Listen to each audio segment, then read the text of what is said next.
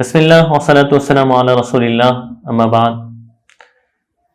Puranic videos کے تعلق سے قرآن و حدیث نے پہلا حکم یہ دیا ہے، کیونکہ اس کے اندر جھوٹ بولا جاتا ہے، اور جھوٹ بولنا یہ انتہائی غلط عمل ہے، اور کسی کو ہنسانے کے لیے بھی جھوٹ نہیں بول سکتے۔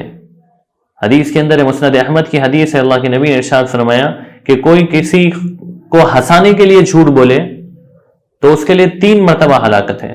لیضحک بہ القوم ویل لہ ویل لہ ویل لہ، 3 مرتبہ اللہ کے نبی نے ارشاد فرمایا اس کے لیے ہلاکت ہے، بربادی ہے، جو صرف ہنسانے کے لیے جھوٹ بولے کسی کو۔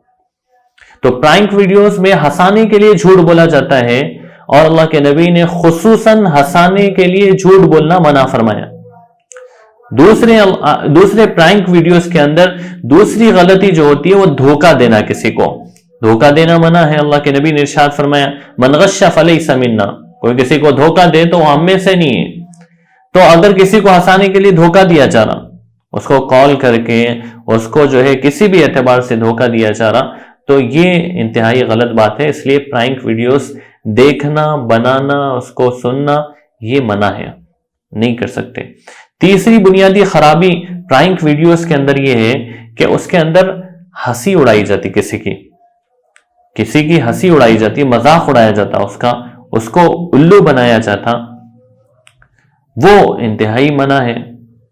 شریعت اس کی اجازت نہیں دیتا کہ کسی کو جو ہے یعنی کسی کا مذاق اڑائے۔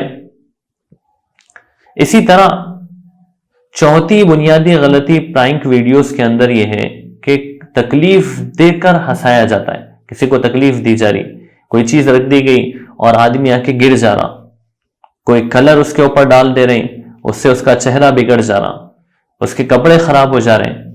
تو پرانک ویڈیوز کے اندر تکلیف دی جاتی ہے، وہ تکلیف دینا بھی منع ہے۔ یہ 4 وجوہات کی بنیاد پر، 4 چیزوں کی بنیاد پر پرانک ویڈیوز بنانا، پرانک ویڈیوز دیکھنا یہ منع ہے۔